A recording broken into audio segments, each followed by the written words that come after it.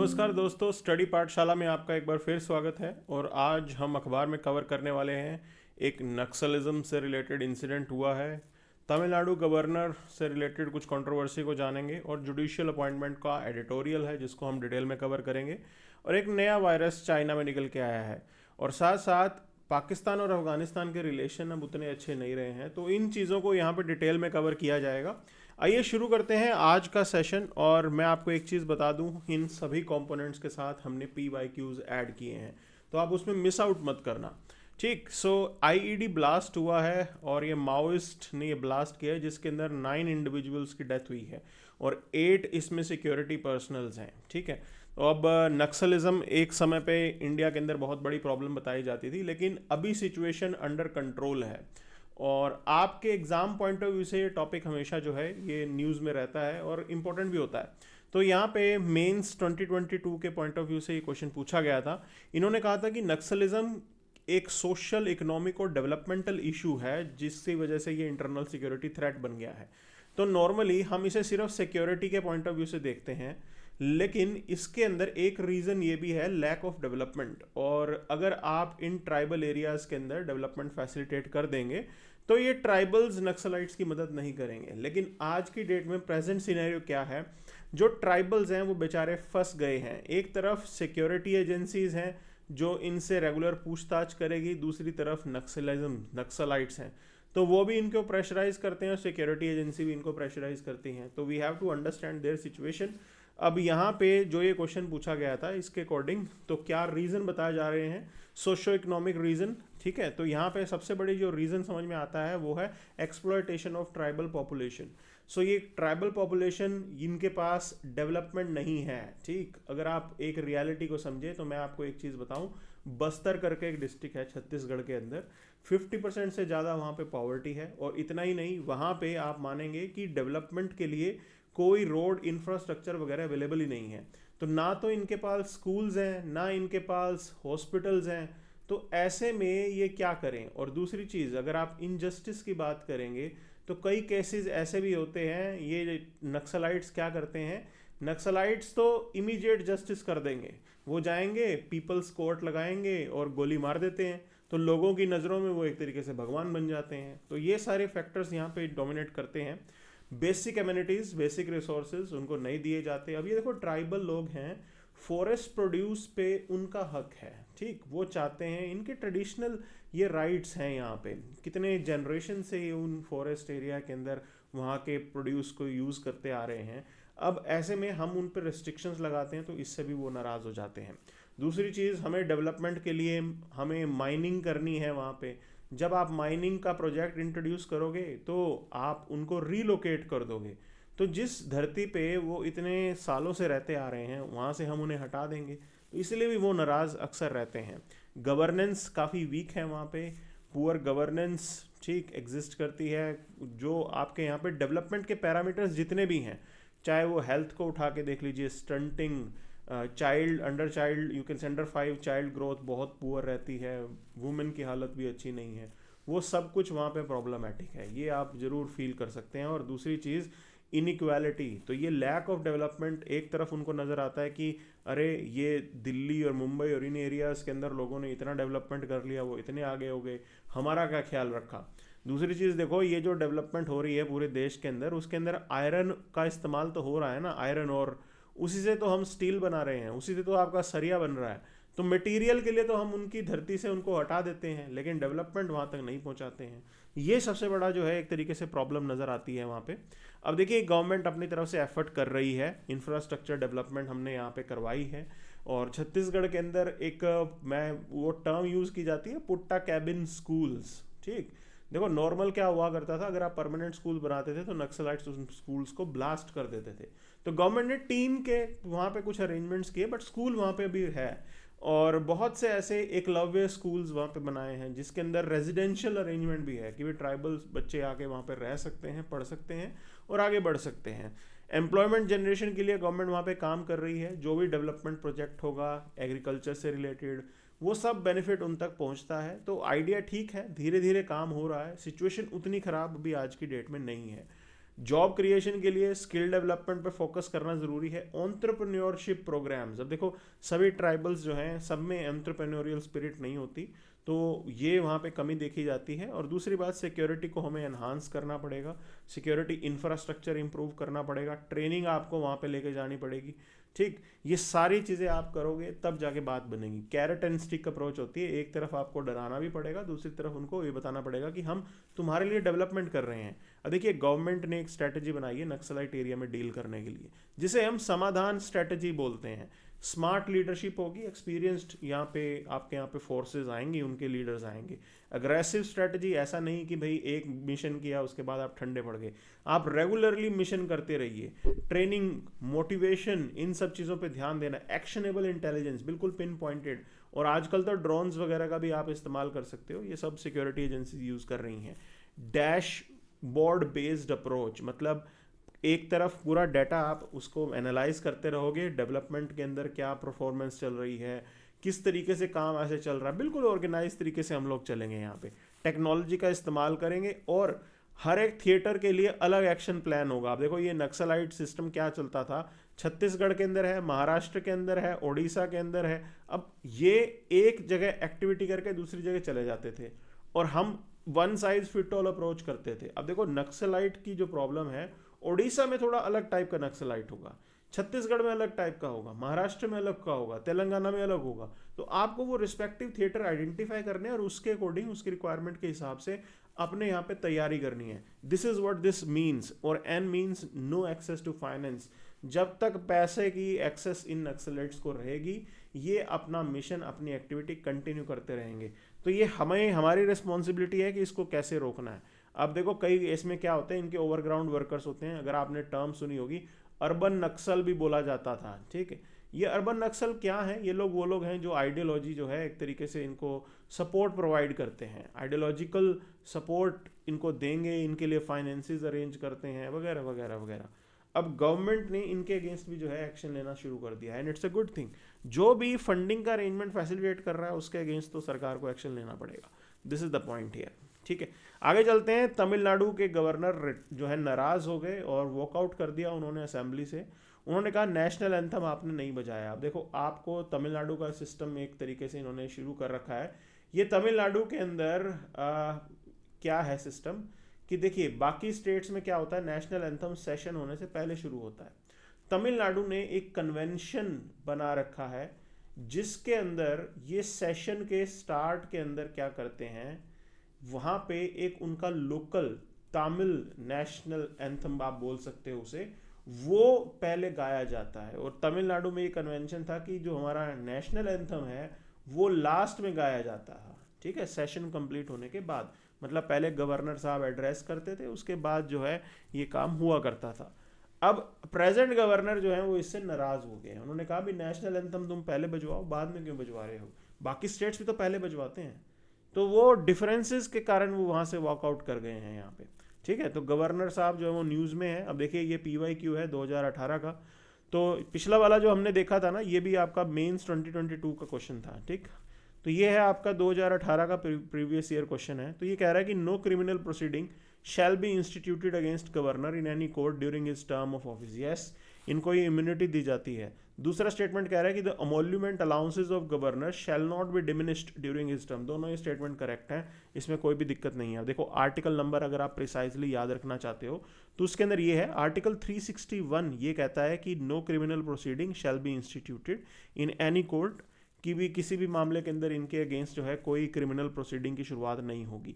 तो प्रेसिडेंट के पास भी सेम जो है एक तरीके से इम्यूनिटी एग्जिस्ट करती है। ये आर्टिकल 361 है। और आर्टिकल 158 ये कह रहा है कि governor shall be entitled without payment of rent और allowance of his official residence shall be entitled to such emoluments वगैरह वगैरह वगैरह, जो कि पार्लियामेंट फिक्स करती है। पार्लियामेंट कानून बना के गवर्नर की सैलरी वगैरह जो है वो फिक्स कर सकती है। लेकिन ये सब चीज़ डिमिनिश नहीं की जाएगी, एक बार जो फिक्स हो गया वो वैसे का वैसा रहेगा। ऐसा नहीं होगा कि गवर्नर से जो है नाराज़ हो गई असेंबली और एक तरीके से, जैसे अभी ये नाराज़गी चल रही है कि इनको धमकी दे देंगे गवर्नर साहब आपकी तनख्वाह कम कर देंगे, वो चीज़ अलाउड नहीं है यहाँ पे। ठीक है, तो इस टाइप की सजेशन इन्होंने दिया है। अब देखिए एक और क्वेश्चन है, प्रीलिम्स 2014 का क्वेश्चन है ये। ठीक, ये कह रहा है कि क्या चीज़ डिस्क्रिशनरी पावर में आती है गवर्नर के? तो sending a report to president for imposing president rule, yes, report send कर सकते हैं आराम से, कोई दिक्कत नहीं है, ये इनकी डिस्क्रिशन में काउंट हो सकता है। ठीक। दूसरा, अपॉइंटिंग द मिनिस्टर, नहीं, ये डिस्क्रिशन में नहीं होता, देखो, ठीक है। इसके अंदर क्या होता है, चीफ मिनिस्टर के सजेशन पे चीफ मिनिस्टर नेम सजेस्ट करेगा और उन्हीं को ही ये आगे जाके भेजेंगे। सेकंड स्टेटमेंट अगर मैं एलिमिनेट ही कर दूं तो आप देखो, जहाँ जहाँ पे सेकंड है वहाँ वहाँ आप हटा सकते हो, तो आपके पास वैसे तो ऑप्शन ही है कि बचा 1 and 3 ओनली। ठीक। अच्छा, फोर्थ स्टेटमेंट देखो, ये कह रहा है कि making the rules to conduct business of the state government. अब ये भी काउंसिल ऑफ मिनिस्टर के साथ मिलकर किया जाता है, मतलब सीएम साहब जो है उनसे इंसाइट लेके उस हिसाब से रूल्स वगैरह बनाए जाते हैं कि कैसे जो है कामकाज चलेगा सरकार का। ठीक है, तो इसमें उनकी डिस्क्रिशन जो है वो नहीं चलती है। तो ये पॉइंट हमने समझ लिया यहाँ पे। अब इसके अंदर आगे चलते हैं। देखिए, ये कह रहे हैं कि reserving certain bills passed by state legislature for considering president. हाँ बिल्कुल, ये जो है किसी भी बिल को रिजर्व रख सकते हैं कि भी मैं जो है प्रेसिडेंट साहब से एक बार इस पर राय चाहता हूँ उस चीज़ को लेके। ठीक है, तो ये सारी चीज़ें, ये सारी पावर जो है यहाँ पे दे रखी हैं। अब आपको एक चीज़ बता दूँ मैं आपको, constitution has not defined what is discretionary. तो इस पे भी सवाल कभी कभी बन सकता है कि ये संविधान के अंदर बिल्कुल भी डिफाइंड नहीं है कि what constitute the discretionary power. ठीक, तो ये कुछ पावर्स हमने देख ली, लेकिन कॉन्स्टिट्यूशन के अंदर नहीं दे रखा है इस टाइप की चीज़। तो ये कुछ पॉइंट समझना है आपको कि भाई डिस्क्रिशन होती क्या है, एज इट इज़ डिस्क्रिशन को डिफाइन नहीं किया है इन्होंने। So these are the things that one needs to know here. आगे चलते हैं। अब बात आ रही है कोलिजियम की, और बेसिकली टॉपिक है जुडिशियल अपॉइंटमेंट। ठीक, तो मैं आपको कुछ एक बैकग्राउंड बता दूं यहाँ पे पहले, उसके बाद हम इसको शुरू करते हैं। अब देखिए, जुडिशियल अपॉइंटमेंट की बात करें तो हमारे यहाँ पे सिस्टम क्या है, एक कोलिजियम बोला जाता है। कोलिजियम के अंदर 5 सीनियर मोस्ट जजेस जो हैं वो होते हैं। चीफ जस्टिस ऑफ इंडिया होंगे प्लस 4 सीनियर मोस्ट जज होंगे, and they will suggest the names कि भी आगे जाके, अच्छा, नेम्स किस किस मामले में, कि भी सुप्रीम कोर्ट जज किसको बनाना है, ठीक, या हाई कोर्ट जज किसको बनाना है, या जजेस के ट्रांसफर को लेके। तो सारे काम जो है ये कोलिजियम करता है।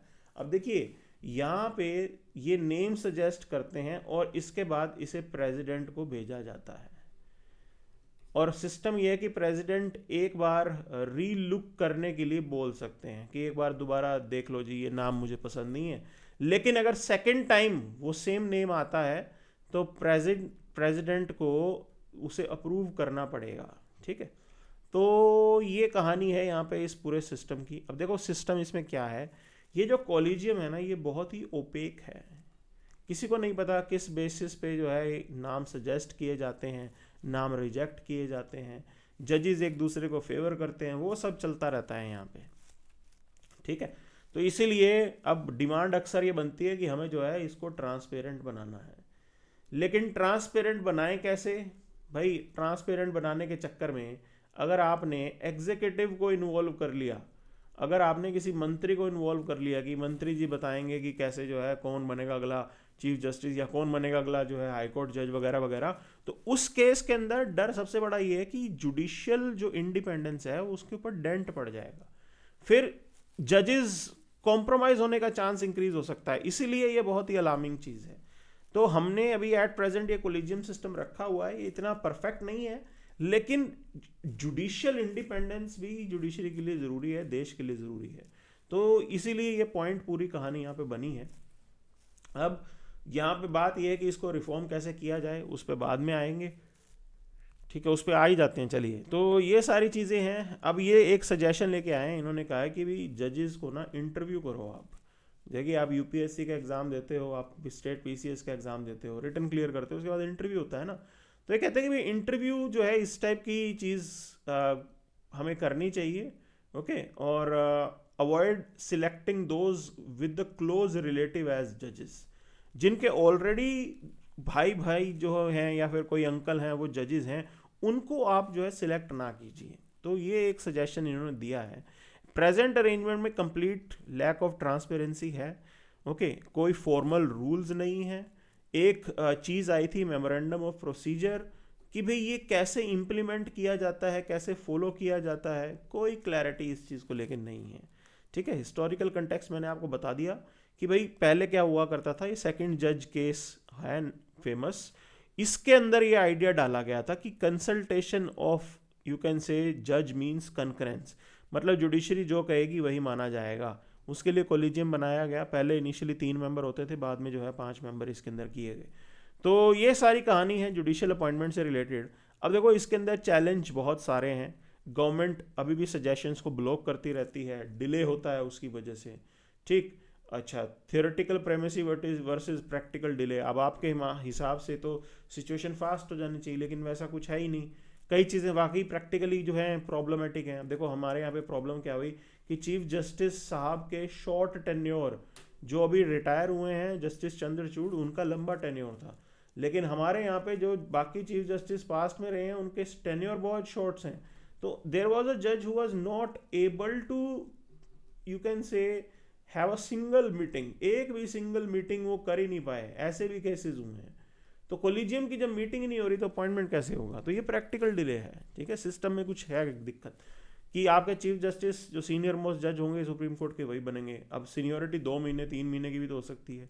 फिर रिटायरमेंट एज 65 है, तो जज साहब चीफ जस्टिस बन रहे हैं और 3 महीने में रिटायर हो रहे हैं, तो वो कैसे संभालेंगे मामला? ठीक है, तो जुडिशरी का ज़रूर यहाँ पे हम रोल एक्सप्लोर करते हैं। रूल ऑफ लॉ के अंदर उनका रोल है, जस्टिस करने में बहुत ज़रूरी है ये। ठीक है, और डेमोक्रेसी के लिए हमारे यहाँ पे जो डेमोक्रेटिक प्रिंसिपल्स के ऊपर अटैक अगर होगा तो कौन बचाएगा? जुडिशरी बचाएगा। तो ये सब चीज़ों के लिए ज़रूरी है ये, इसलिए जुडिशियल इंडिपेंडेंस के ऊपर भी खास फोकस रखा गया है। लेकिन यहाँ पे अगर जजेस ही टाइम पे अपॉइंट नहीं हो रहे हैं तो फिर कैसे बनेगी बात?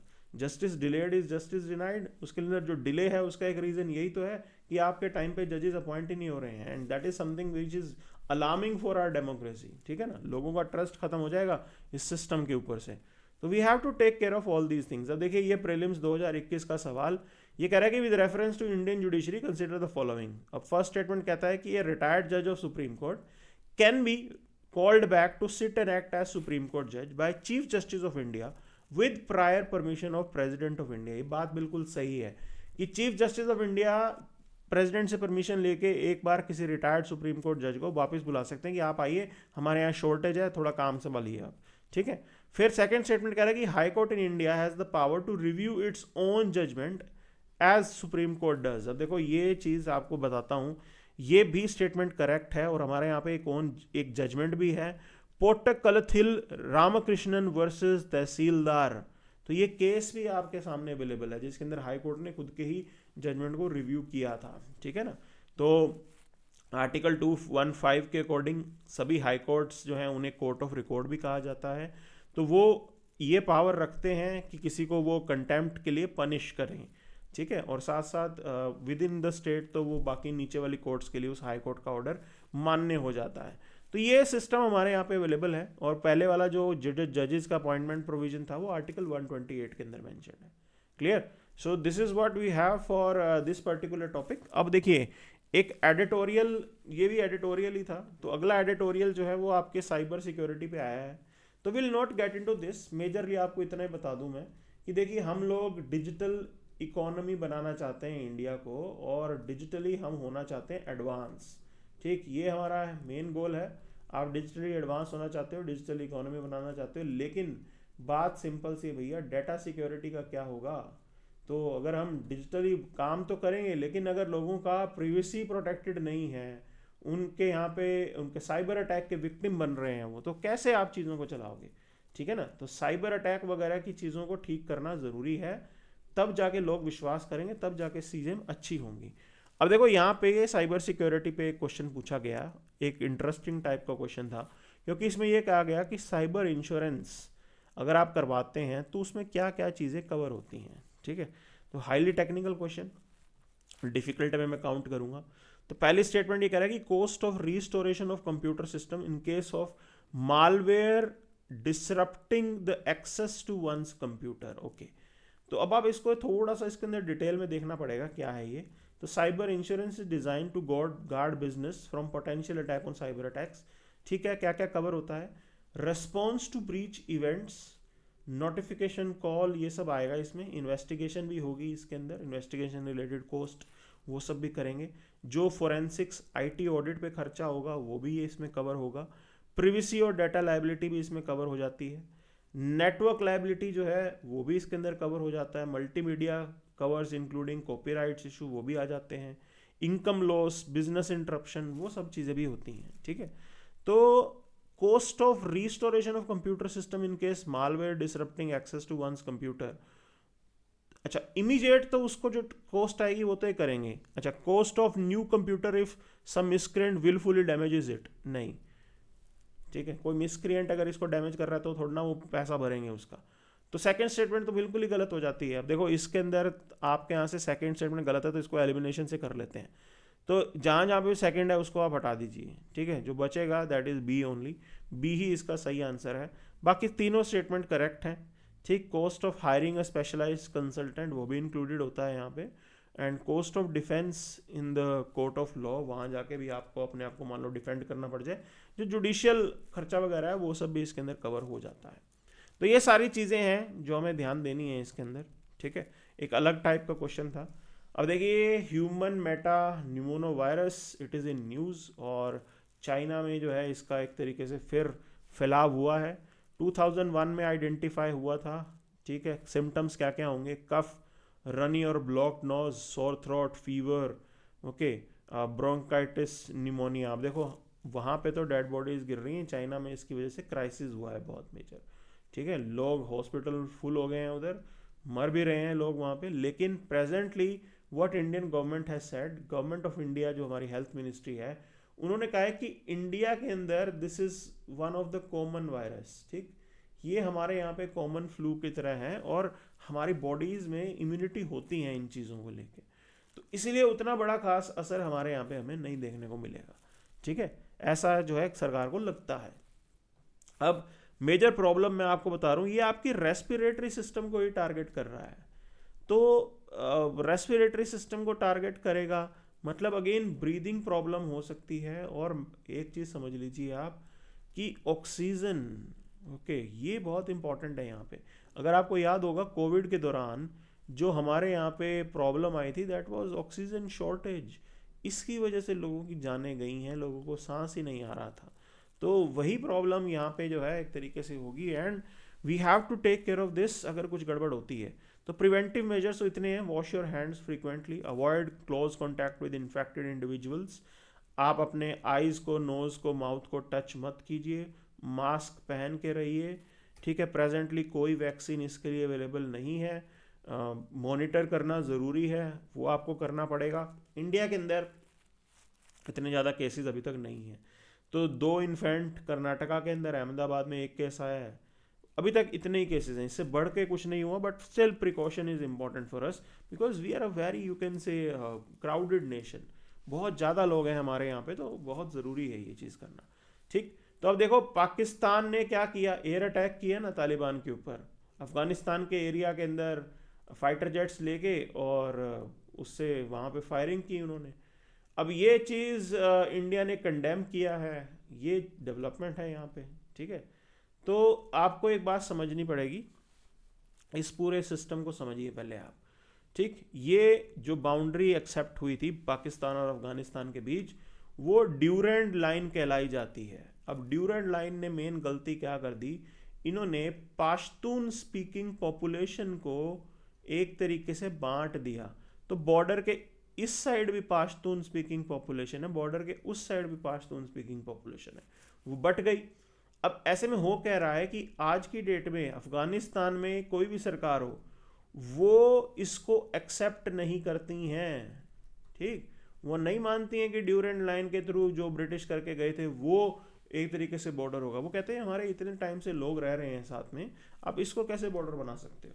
तो ये सारी चीज़ है। अच्छा, इसके अंदर मैंने आपको एक चीज़ बताया, ये कॉरिडोर है, इसको वखान कॉरिडोर बोलते हैं, ठीक। अगर आप वखान कॉरिडोर को ध्यान से देखोगे, इसका एक एक्सटेंशन इंडिया के साथ भी लगता है, ठीक है ना। इंडिया के साथ लगता है, चाइना के साथ लगता है। तो ये बिल्कुल भी मत सोचना कि हमारा बॉर्डर अफगानिस्तान के साथ नहीं है, ये पाक ऑक्यूपाइड कश्मीर का एरिया है, ये अब भी इंडिया का क्लेम है, ठीक है, नहीं हमारी टेरिटरी है ये। सो दिस इज द पॉइंट। अब देखिए इसके अंदर बॉर्डर पे इन्होंने एक बात बताई है कि भाई कौन से कंट्रीज अफगानिस्तान के साथ बॉर्डर लगाते हैं।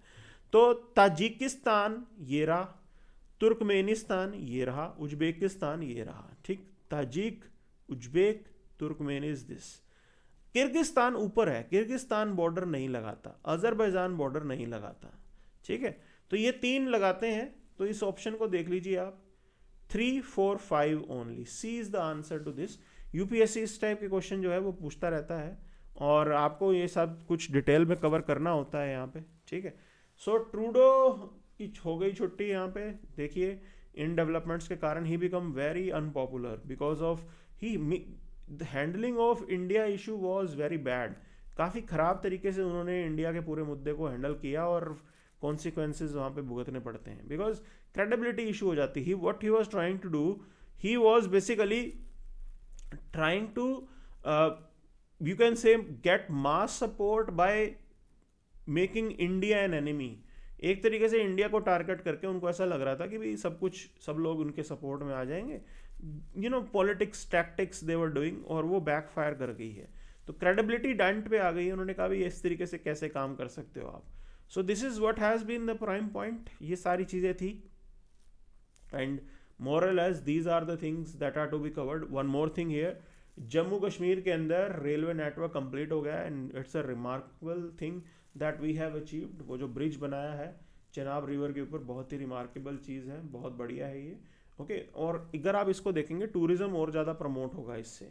सो there will be you can say gain of tourism and not just that, overall development of the region will be better, okay. Kashmir के अंदर सब बढ़िया हो जाएगा, that is what the whole thing is. तो वो डेवलपमेंट पॉइंट्स वहाँ पे आ जाएंगे, ठीक। So more or less things have been covered, चीज़ें जो है कवर कर ली हैं हमने ऑलरेडी यहाँ पे, ठीक है। So this is what we have for today session. Thank you very much.